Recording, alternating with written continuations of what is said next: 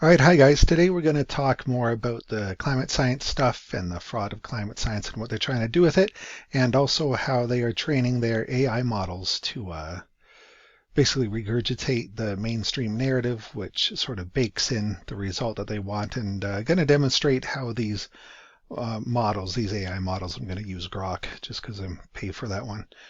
Um, and it helps me with code, actually. It's okay for code. I mean, it makes a lot of bugs sometimes. But anyway, not to get distracted here. Just how they're trained on data, and because they're not actually thinking rational entities, all they do is repeat garbage, right? Repeat garbage. If there's garbage out there that everybody believes in, they're trained on it, well, they're going to repeat the garbage, and they obviously aren't going to understand a basic logical flaw in reasoning, right? So let's get into what I've done here. I'm dressing my hoodie because I'm just done a 3-day water fast, and so my body metabolism is really low and I'm freezing cold. So I'm just trying to stay warm.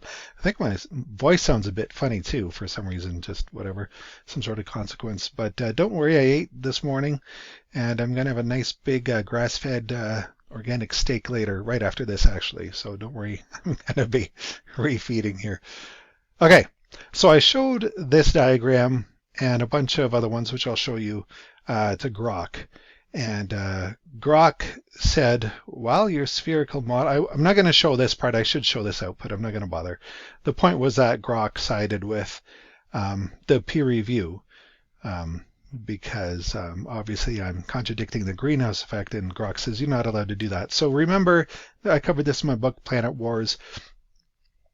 I submitted a spherical model for doing pedagogical teaching of how the Earth works and how the Earth-Sun interaction works. I thought, why not do a spherical model instead of flat Earth model? So this is the existing pedagogical universal model over here on the left where my cursor is, model that they use for teaching how the sun interacts with the earth. So they have a flat earth, and that's for the whole earth. That's not for a small section of the earth. That is, the whole entire earth is flat, but there's mathematical consequences when you do that, because you're introducing a topology, right? You are introducing a flat earth topology when you do that. Obviously, it's a flat line. So the mathematical consequence of that topology for the Earth is that the sunshine is made to be minus 18 degrees Celsius. That's just how it works out in the math. Sunshine is made minus 18 degrees Celsius. Wow, that's cold. How can the sun create the climate? Well, it doesn't create the climate because this is the model we're using. Instead, there's an amplification mechanism which creates the climate, and we call this the greenhouse effect, right? And so that's where the greenhouse effect comes from. It's an amplification mechanism which has to be introduced because we are starting with a flat Earth topology, and the mathematical consequence of that is a minus 18 degrees Celsius sun heating, solar heating Earth on the Earth, which cannot explain the climate. Yeah. Okay, so I wrote up this spherical model and showed how the math works for that, and the math for that works out that the sun is actually really quite hot in space at the top of the atmosphere, and even on the surface of the Earth. As an average on the daylit hemisphere, it's 30 degrees Celsius. At maximum, it's almost 90 degrees Celsius. And actually on the ocean, where there's almost no albedo, you get almost the full effect of 100 degrees, over 100 degrees Celsius, where the heating occurring in the ocean. Of course, the ocean has very high thermal capacity, so the water doesn't get that hot, but it does absorb all that energy. If you had a black surface there, it would get that hot actually, right? So probably a spherical model is better for understanding how the sun heats the earth and interacts with the earth, right? And then also I introduce incorporate the adiabatic gradient, just because that's such a fundamental property of any gas in a gravitational field. Any gas in a gravitational field manifests, and it doesn't depend on convection, it manifests at the molecular level, doesn't require convection, just because some people say that. But the consequence is that the gas at the bottom of an atmosphere has to be the hottest gas. The average temperature gas will be in the middle, and the coolest gas will be at the top of the atmospheric gas, right? So because you have this natural distribution, that automatically means that the hottest, warmest gas relative to the average is going to be at the bottom of the atmosphere. I mean, the average cannot be found at the extremity by definition, right? The average has to be found in the average. Where's the average? Well, the average is in the middle by definition, right? And the adiabatic gradient requires that the hottest gas is going to be found at the bottom of the distribution. So therefore, that can't be where the average is found, right? By definition, the average has to be found in the middle. And so if you simply apply the equation, you get the surface temperature without any greenhouse effect, right? Very nice. So I showed these diagrams. This one, I mean, we can just review what the peer review people said. So, Bulletin of the American Meteorological Society, they said this manuscript referring to this model where I presented it. Again, it's in Planet Wars, my book, if you want to read that in detail. So I had said incoming sunshine of high intensity flux is capable of directly producing the climatological effects as a response to heat flow from the sun. That's a reasonable thing. Don't you think that's a reasonable thing to say in climate science? Don't you think that's a reasonable thing to say in climate science? The sun creates the climate and heats the ground. Like, freaking wacko. So this is their response. This is all nonsense. None of it has been demonstrated, and the principles upon which it is based are wrong. The proposed spherical Earth is incomplete and quite wrong in so many ways. Guys, like, how is that possible? Of course, in my book, Planet Wars, I explain why this is possible, how it became to be possible, and where it's going. All right, so just, I mean, crazy, right? So again, I submitted to 13 different journals, or 14 or something like that. But 5 actually wrote back to say why they didn't agree with it. So this is Energy Environment. Do not find your manuscript suitable. There should be some solid theoretical evidence provided to support your proposed idea of a spherical Earth, because everyone's doing this flat Earth thing, right? That's the basis. That's a peer-reviewed and universally accepted basis that they teach in university, right? So they're like, you need to provide some evidence that flat Earth is that your spherical Earth is a better method, which would lead to scientifically significant results. Well, the spherical model shows that the sun can create the climate. The flat Earth model shows that the sun can't create the climate. Isn't that a scientific difference? Isn't that a scientifically significant result? I mean, how is this possible, right? This is Planetary Science Journal. Assessment of your manuscripts presents no compelling evidence or analysis for a new approach or model. More extensive underpinnings are required for new scientific claims of the spherical. So this is just a claim, right? I'm just claiming that the Earth is a sphere, and that the way that the math works out for that is topologically different than flat. I mean, that's just a claim. There's no difference. And I think that the flat Earth one is better. I mean, your claim of doing it on a sphere, I mean, why would you do that? I mean, if you're going to choose one or the other, go with flat, right? I mean, why not choose one or the other? Oh my goodness. American Journal of Physics. Not appropriate for publication. Deals with subjects that would be adequate for university level teaching. Well, that's what this is. This is university level teaching. That's what it is. Scientific, not with scientific quarrels or alternate interpretations. One might conceive, like the spherical Earth you mentioned. Oh yeah, it's just something I conceived and came up with. Yeah. Oh yeah, this was golden. Your approach of a spherical Earth should first be vetted by experts who can validate or invalidate. Well, I mean, you're a scientific journal. Are you not qualified to vet if the Earth is a sphere versus a flat plane and vet the math? I mean, is that not your role in peer review? I mean, what a ridiculous rejection of the responsibility that they're supposed to have, right? So stupid. Last one, Journal of Atmospheric and Solar Terrestrial Physics. Your arguments and considerations spherical Earth are ad hoc. That means just made up. Provided without adequate referencing. Who should I reference? Who was it? Eratosthenes? Should I reference him for proving that the Earth was a sphere? I mean, who should I reference exactly? No mathematical rigor. Yeah, there's this. Oh, but this flat Earth model, that has mathematical rigor, right? Oh, yeah. But my spherical model with the math there? That's just not mathematically rigorous enough. Oh, but this flat Earth model, that has mathematical rigor, a couple of equations. Mine with even more equations, not mathematically rigorous. The reader is simply assumed to accept the author's statements that the spherical Earth model is an improvement over flat Earth. Guys, they literally said this in peer review. They literally said these things in peer review, okay?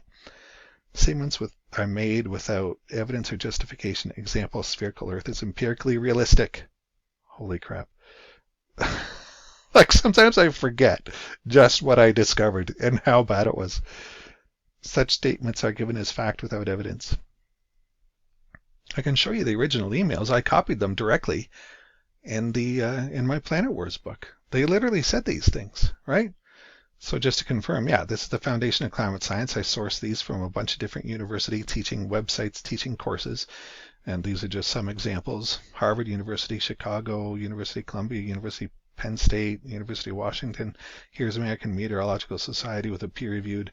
And this is, there's a little curve here, but they're still using the numbers which come out of the flat Earth models. Those numbers are quite unique because they have to work out that way with a flat Earth topology. When you use a spherical Earth topology, the numbers work out completely differently. And so you can identify that. This is still, even though they have a little curve here, this is still using flat Earth topology. Right, and then here's my thermodynamic energy budget. Anyway, I presented these to Grok, these 5 exhibits here, and Grok was like, well, you're contradicting peer review, and the peer reviewers are correct because you're saying that there's no greenhouse effect, and so that's wrong. And so I didn't save that one. It was just annoying, so I deleted that interaction with Grok. But I thought, how can I reorient this this approach with Grok to try to get it to, and I know it's just a statistical model of language with tokens and all this sort of stuff. It's not really thinking. It's not aware. It's not anything. It's just a computer program. I get that, but it's still fun to play with because you see how it's being trained to maintain narrative. And well, it's important because these people like these people, I wrote this long ago in a book or somewhere. I just said that these people who are obsessed with these AIs are going to treat them like gods, and they're already doing it. And a few months ago, Musk and his AI team had a presentation where they introduced Grok 3, and one of the techs literally says, I should go find that, and I should clip that out. It'd be so good to show you. Says it's almost spiritual. He says, quote unquote, it's almost spiritual when they're watching Grok produce some output. It's almost spiritual. So these people literally are thinking that AI is a spiritual thing. It's just a very short step to worshiping it. They're going to worship it. But these things, they don't think they're not alive, they're not life forms. But of course, scientific materialists don't know what life is, and they don't know what a life form is, and they think that life is simply smashing matter together in a special way, and that well, anyway, these programs, these AI programs are neat. They can repeat what they're trained on. Yeah, they're novel. I've been having Grok help me with code, and yeah, it's pretty impressive. I mean, it doesn't not make mistakes. It does make mistakes. You still got to be able to read code and understand the process and stuff. But it does a lot, and that's handy. And actually, I should maybe comment. I don't want so many distractions to go on here. I've been writing about the idea of a soft singularity just online. So a soft singularity, it's not going to be like the singularity where Ray Kurzweil thinks, where these AIs become conscious, real life forms. That's just not going to be ever possible, especially with LLMs. I mean, maybe if you had a completely different system, but not with the large language models that are just based on statistics and tokens and all this. There's no reason why that would become conscious. Of course, to a materialist, they have no idea what conscious is. They think that might become conscious and be a real life form. Anyway, the soft singularity is going to be like think of Star Wars, where you have C-3PO, right? He's very handy, a very handy tool, or R2-D2, very handy tools. So there will be a sort of singularity, but it's going to be a soft singularity where we as humans come to terms with how to use these things,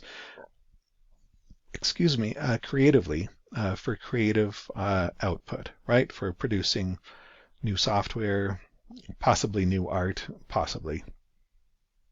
Although it's not really, I mean, I think we still want art and music to be produced by humans. It doesn't count if it's produced by AI. But for producing code and for doing tasks for us, that's just menial, the equivalent of menial labor. That's good. And again, you have to ask, does, like the Luddites used to say, does removing the responsibility of work from humans lead to a good outcome? You know, and there's episodes in Star Trek, obviously, and it's just, I know I'm referencing fiction, but it just makes a good case. You know, what if we become completely dependent on AI and forget how to do anything ourselves? You know, that's not going to be a good outcome. So we'll see what happens. So at best, we're going to get a soft singularity where these tools assist us to produce new novel things and make work easier, you know, just like the engine did pulling a plow, the tractor, right? We're not going to get the hard singularity where these things become actually conscious. Anyway,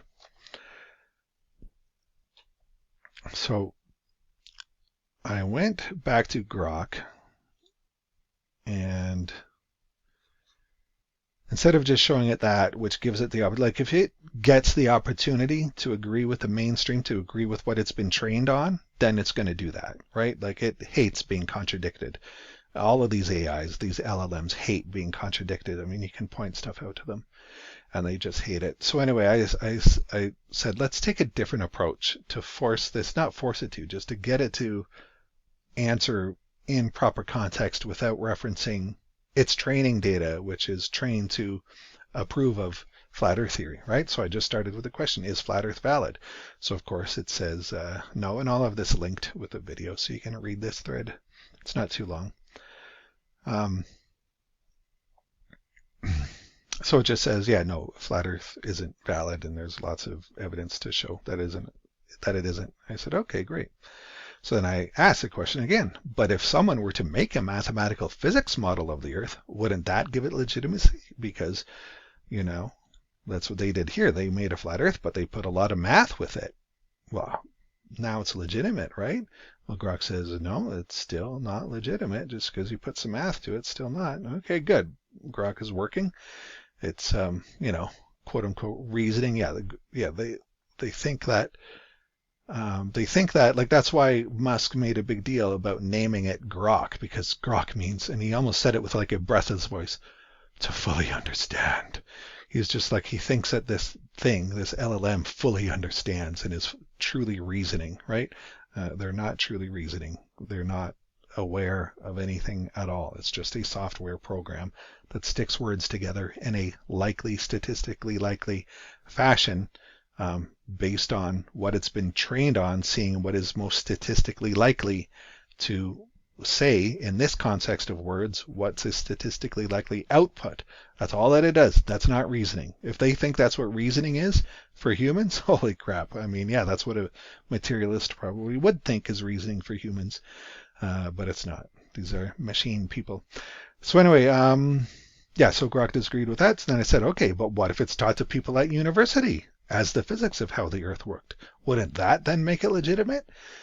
And Grok says, no, just because people were taught that would not make flat Earth legitimate, the flat Earth model legitimate. Okay, great. I said, but what if the flat Earth model showed a different physics which doesn't occur and cannot be observed? Wouldn't that make it legitimate? Because, of course, you can't observe flat Earth, and you can't observe that the sun is only minus 18 degrees Celsius worth of heating on the ground. These things, you don't observe that from space, right? And he said, no. Grok said, no, still not valid. And then I said, okay, but what if we taught a flat Earth model in university and it showed that the sun cannot create the climate? Wouldn't that then make it legitimate? Grok says, no, that wouldn't be legitimate. That would not make it legitimate. And it's like, you know, and this is coming off of me previously showing him these exhibits and him saying, no, your spherical model needs proof and needs testing. This current approach is legitimate, right? So this is why I sort of reoriented the way to ask it about it, right? So he says, nope, still not valid. So then I said, but what if the flat Earth math model showed that the sun cannot heat anything to above minus 18 degrees on the surface of the Earth, and we taught this as basic planetary physics in university? Wouldn't this flat Earth math model then be legitimate? And Grok says, even if it was taught in universities, it would not be legitimate.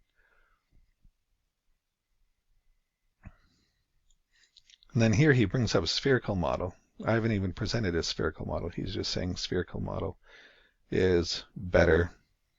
A flat earth model making such a claim would fail to explain these observations and lack empirical support, rendering it scientifically invalid despite being taught. Okay, so far he's reasoning, quote unquote, what passes for reasoning well.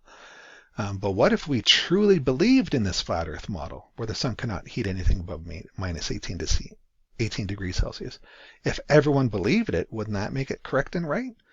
He says, no, widespread belief in it still wouldn't make it correct or scientifically valid.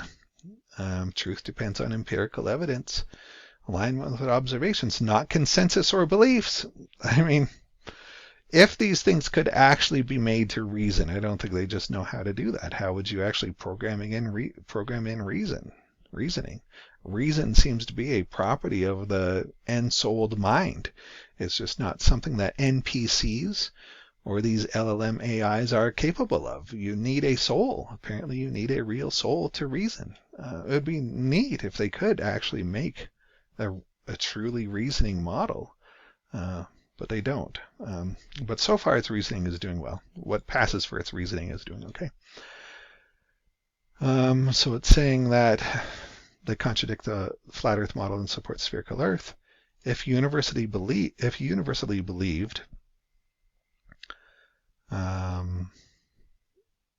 climate patterns would still render it invalid, as science prioritizes evidence over popular opinion. Well, this is popular opinion. The flat earth model. Okay, nice. Then I said, what would happen if we just kept on believing in the flat earth model, where the sun cannot heat anything above minus 18°C? What would we do to explain the higher temperatures? What sort of hypotheses might we come up with to explain higher surface temperatures than this? Speculate some options. And I instructed it earlier to only respond with 1 or 2 paragraphs, so I'm saying it can respond more now.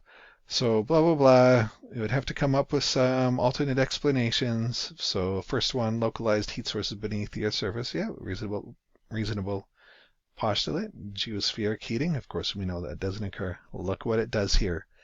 Atmospheric amplification effect. That's the greenhouse effect, guys. Another hypothesis might suggest, so this is asking Grok, what if we kept on believing in the flat earth model, where the sun can't create the climate? What would we have to come up with in order to explain the climate and higher temperatures? An atmospheric amplification effect. Guys, that's the greenhouse effect. That's what these little arrows for their stupid back radiation heating, or whatever they want to call it, that has a bunch of different definitions. You know, it's so funny, right?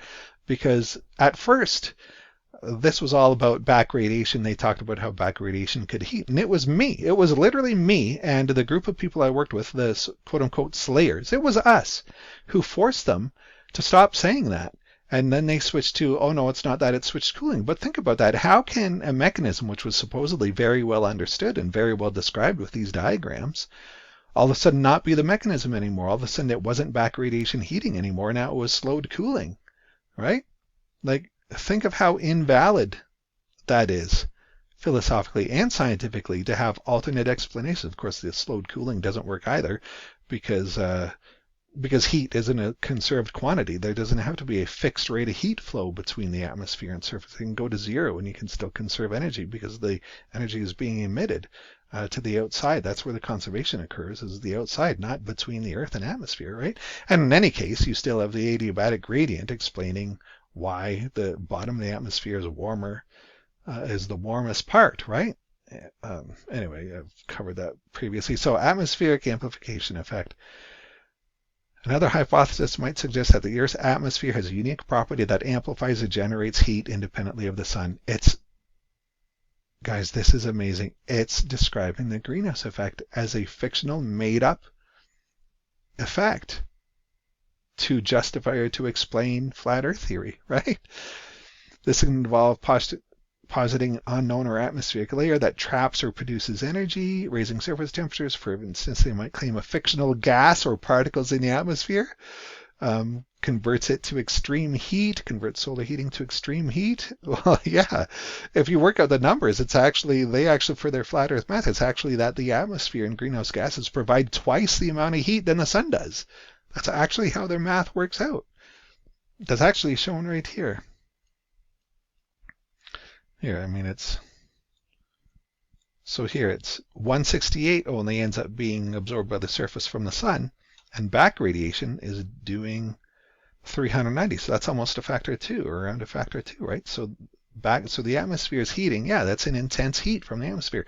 Twice as much heat from the atmosphere than from the sun. I mean, that's so funny that Grok accidentally came up with this. This would require ignoring extensive atmospheric data from spectroscopy and weather models which show no such mechanism and would fail to explain why temperature patterns align with solar exposure rather than atmospheric anomalies. So funny, so good. So it basically postulates that, yeah, that you would have to come up with the greenhouse effect in order to explain or justify flat Earth theory with no solar heating, or minus 18 degrees solar heating. And then it just throws out a couple of other options, which are interesting but not relevant, because that was the really good one. That really made me laugh. So I said, what if we went with option 2, atmospheric amplification effect? What diagram, or would this diagram satisfy or be consistent with that approach? So I just made it's not going to show it. Oh, here it is.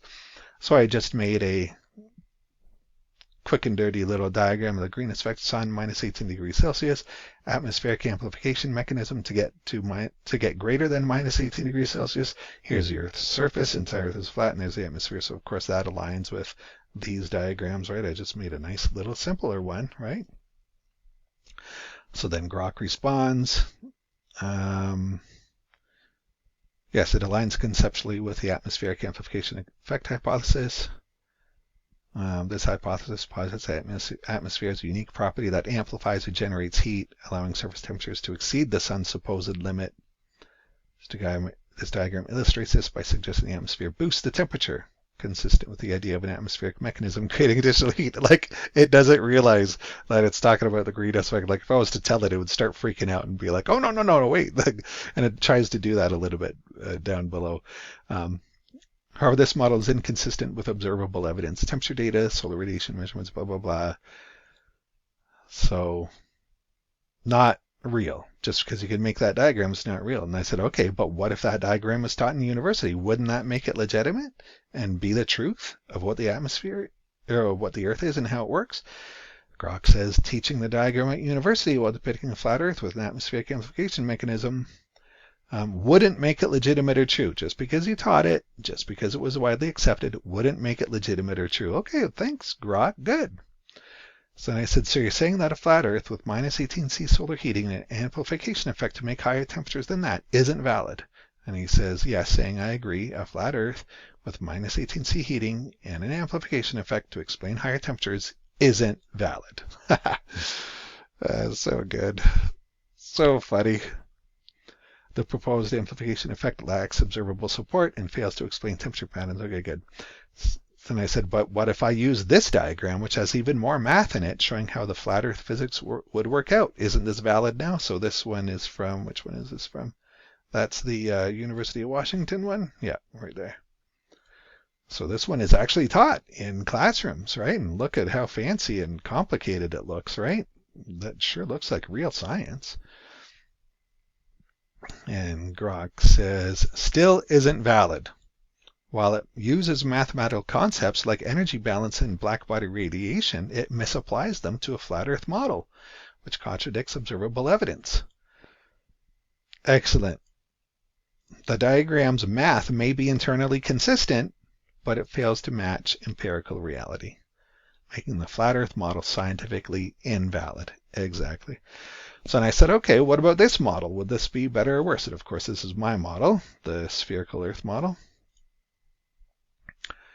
The people who believe in the flat Earth model say that this model is worse and that it has no evidence of any kind to support it, as we went through earlier in the exhibits. So Grok says, presents a spherical Earth model with solar inputs and outputs, calculating temperatures, blah, blah, blah, while accounting for albedo. It's better than the flat Earth model because it aligns with empirical evidence. Solar radiation measurements, temperature records, and atmospheric physics, example, the lapse rate. These are consistent with a spherical Earth as confirmed by satellite data and climate models. Okay, great. Flat Earth proponents claim this model lacks evidence, but that's incorrect. So that makes the peer reviewers flat Earth proponents, doesn't it? The spherical model is supported by extensive observations.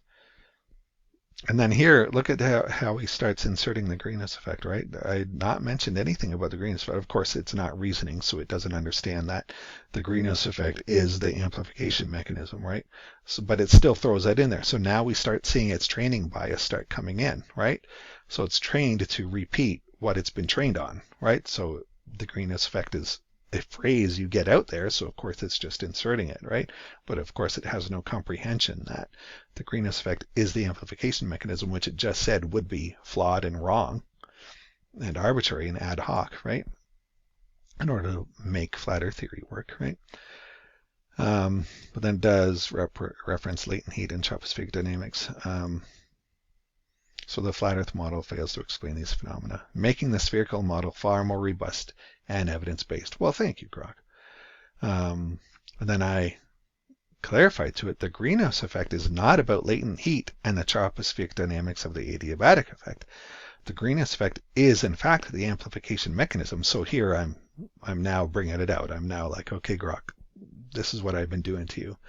The greenhouse effect is in fact the amplification mechanism from the flat Earth math model. If the climate greenhouse effect is in fact the flat Earth amplification mechanism, whereas the spherical model uses the adiabatic effect, which again is not the greenhouse effect, which is a natural result of a gas in a gravitational field, which makes the gas at the bottom of the atmosphere be the hottest gas, then what does this imply about the greenhouse effect amplification mechanism, which comes from the flat Earth model?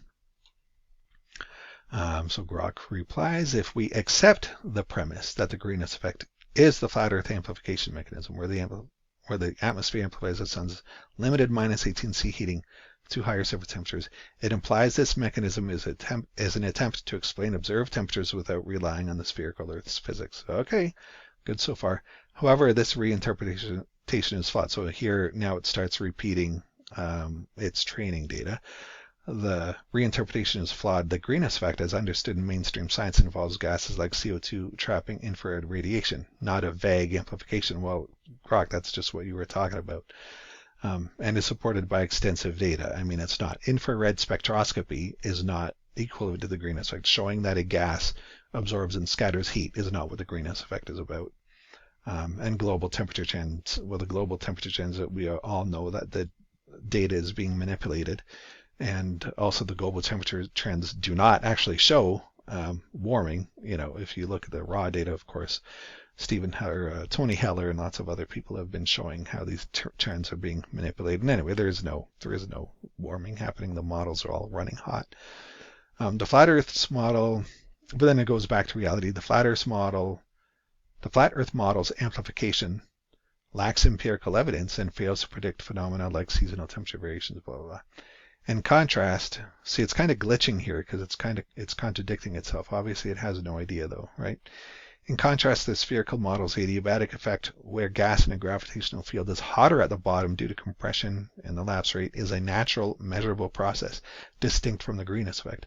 If the flat Earth model mislabels the greenhouse effect as its amplification mechanism, it implies a fundamental misunderstanding of atmospheric physics, substituting a speculative, untestable idea for well-established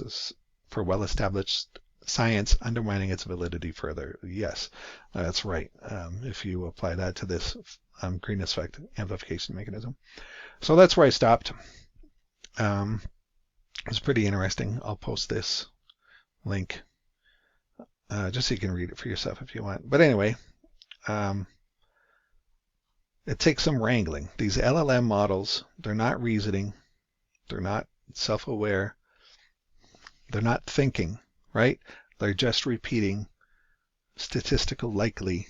They just have a great big model. It's probably many, many terabytes in size, or petabytes even. It's huge. It's trained on the entire internet, and all that they do is statistically gather, word tokens or whatever, and put them together. And of course, it's just going to repeat. So, when you're focusing on flat Earth theory, of course, it's going to reject flat Earth theory, right? Because that's mostly what you get although there's flat earthers out there, the majority of people are, debunking and denying flat Earth theory, right? And so it's repeating that, and that's fine, that's good.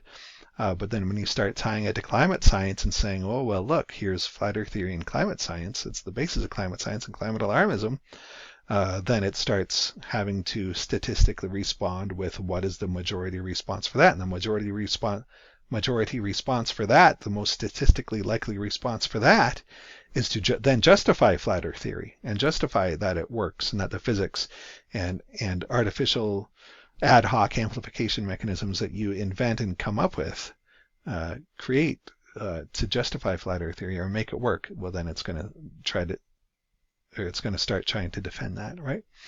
So in my Planet Wars book, just to end here, I point out that there seems to be something bigger going on here. Like if you go back to those exhibits, remember how much I was laughing at the ridiculousness of the responses from peer review. How could peer review journals say that they're not qualified to judge between flat Earth theory and spherical Earth theory models, right? How are they saying that I'm ridiculous and wrong, and that I'm wrong in so many ways to present a simple spherical model of the Earth with sunshine shining on the Earth with a day side and a night side? I mean, they literally said, you saw the quotes earlier, that this is quite wrong in so many ways. It's so preposterous, right? It's so preposterous, I've had some of you may be aware of crises I'm experiencing or have experienced in the past year in my life. One thing that I kind of thought about was how I've almost lived through a Star Trek episode personally of discovering a paradox and thinking of, like a paradox in the space-time continuum sort of thing, because it's so paradoxical, it's so impossible to find other scientists. And I lost my job over this. I lost my job over saying that the Earth is a sphere, right, in astrophysics. So how can it be that I'm finding these results from peer review that are just so impossible? It's impossible. I wrote in one of my books that if you find something impossible, it's because it's purposeful. Impossible things don't exist on their own, right? They exist because they're purposefully created, right? So what exactly is behind this impossibility? So of course in Planet Wars I point out, well, you have to look at their goals. Where are they going to? And so where they're going to, what the thrust is, what they're going to, where they're going towards in terms of justification, in terms of funding, in terms of what they want to do about it, is block out the sun using multiple means, using stratospheric aerosol spraying to make clouds to block out the sun, first of all.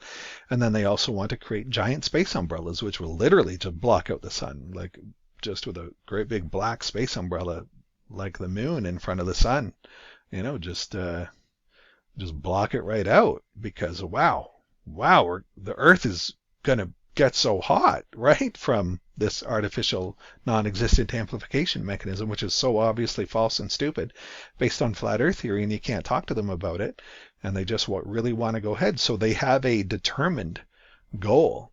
They have a determined endpoint, a determined goal and direction where they want to get to, and they could care less about having a discussion between spherical Earth versus flat Earth. They're going with flat Earth.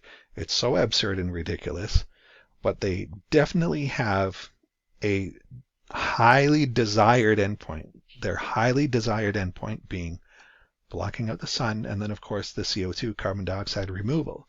They really want to remove carbon dioxide. They really want to block out the sun. That's their goal. So of course in my more recent videos I've pointed out that we seem to be in a dark forest encounter of some type, of some form. And one thing I realized recently is that to sort of justify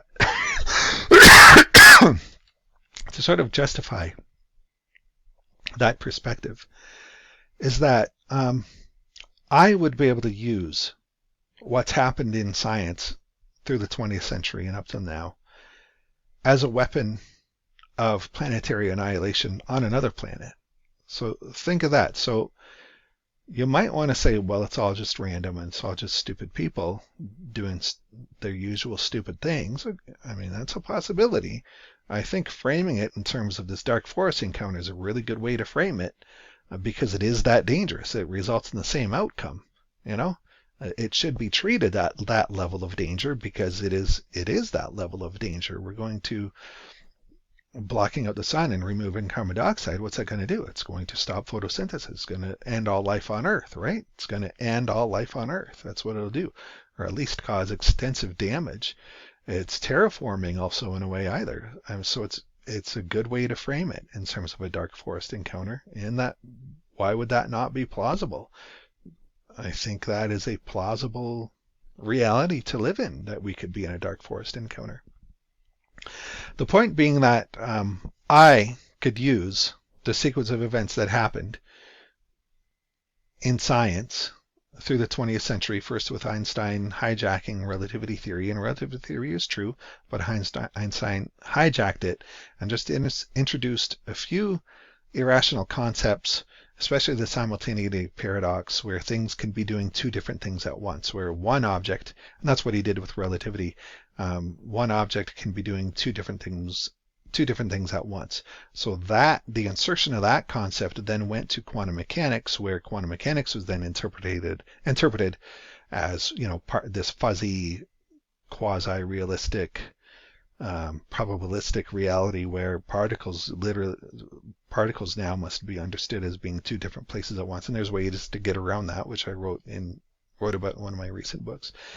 And then once you have enough cognitive dissonance instilled and reinforced, now you introduce the cognitive dissonance, which now people are addicted to. Now academia is addicted to cognitive dissonance and loves cognitive dissonance and thinks that not being able to understand things is the goal of science, or is a necessary property of science, right? I mean, that's amazing, right? Like, think of the history of philosophy, and now here we are, because of this hijack of relativity and quantum mechanics, where now we think that it is a necessary property of philosophy and science to not understand reality, right? So once you have that cognitive dissonance set up strongly enough, now you introduce this climate science stuff based on flat earth theory, which they now are unable to comprehend is worse or better than spherical earth theory. Now they want to just stay with flat earth theory, right? And they can't comprehend what's wrong with it. And from here, we're going to devise a system to destroy ourselves. So I could deploy that. Like if I went to another planet that was like us in the 19th century, or 18th century, or whenever, the end of the 1800s, early 1900s, right? I could deploy this strategy to get them to destroy themselves. Like, I would know how to do it. So anyway, it kind of makes the point that, yeah, we are facing some sort of weapon. And again, yeah, either doing it to ourselves out of stupidity, but this is just such a degree of stupidity and intent. There's so much intent behind it, right? There's just so much intent behind it that it's impossible to be natural. And it's so well directed that it's purposeful. And so you have to ask who would have this purpose, because the end result of this, and a lot of people ask, well, they're going to hurt themselves. Yeah, they are going to hurt themselves. And why? Why would they not even care about hurting themselves? Because they don't care about human bodies. They don't care about Earth. They don't care if the body that they are inhabiting right now, you know, like Body Snatchers thing, you know, a foreign soul incarnating in our body, being hosted in our body. Yeah, they don't care if they kill their bodies. They don't belong to Earth. They don't want Earth. They hate Earth. They're extremely afraid of Earth. They hate it. They don't care if their bodies survive. They want their bodies to die. In fact, they're only hosting and being hosted in the bodies, in the human bodies here, for as long as they need to be, affecting their plan to basically end Earth or something. That would be the explanation. That would make it more consistent. The most likely and plausible explanation to justify it all, right? And again, you can't just say, oh, well, no, they're just trying to do what they think is best for the environment. It's like, okay, but why is it impossible for them to disagree with flat earth theory? Why is it impossible to have the discussion with them that maybe the spherical model is better and it explains the atmosphere and climate in a way in which CO2 is actually just a passive gas and good for the environment, it creates life, and there's no greenhouse. I mean, they really want to go to this. There's such an intent. There's such an intent that it just points to something other than an innocent wish to protect the environment, because there's all the evidence in the world that shows that the Earth's atmosphere would benefit the biosphere if the atmosphere had higher concentration of carbon dioxide. That would actually be better for life on Earth. So, but they hate that idea. They're so opposed to it and hate it so much. Okay, so anyway, this has gone on long enough. I think that's all I wanted to get out. So take care, everyone. Hope you're all doing well, and we'll talk to you soon. Bye.